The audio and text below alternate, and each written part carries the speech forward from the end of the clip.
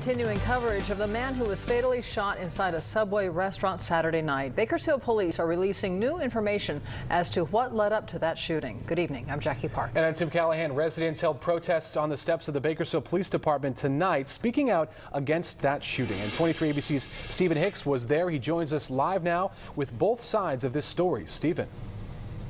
Well, good evening, Tim and Jackie. We're here in the parking lot of that Subway on Olive Drive and Roberts Lane, where this all took place this past Saturday night, and it's actually a pretty active scene for 11 o'clock. We want to show you right now what's going on. It looks to be like police are trying to recreate that scene. They can't confirm for us what it is that they're doing, but as you can see, that their guns are drawn. They're taking pictures, trying to recreate exactly what happened. Their investigation is clearly ongoing, but the answers as to what happened can't come soon enough for some residents.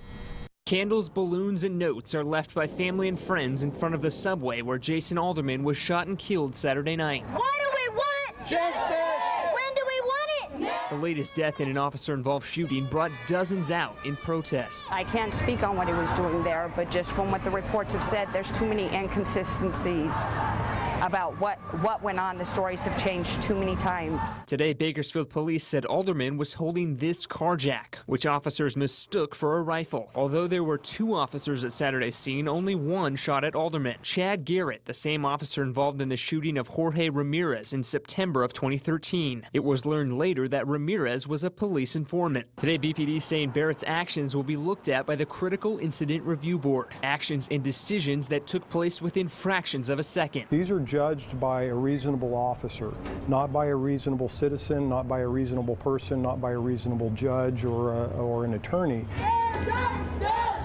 At tonight's protest, Alderman's grandmother says she raised him for most of his life. She answered questions about his extensive criminal history, including burglary and strong-arm robbery, among other crimes. He had been a very bad boy for many years, and then he had two sons and decided to straighten up his life. She thinks he may have been drunk that night after attending a party earlier in the evening. However, she still feels the shooting was unwarranted and is asking to see the store's surveillance video. It doesn't make any sense that they turn off the cameras at night from 10 or whatever time till 5 in the morning. I mean, if somebody's going to break into your business, that would be the time to do it, and they would want to know who did it. The Kern County District Attorney's Office is looking into this as they are now reviewing all fatal officer-involved shootings, and Alderman's family has hired LA law firm out of LA, Garagos and Garagos, and they say they will be conducting their own investigation as well. Live in Oildale, Stephen Hicks, 23 ABC.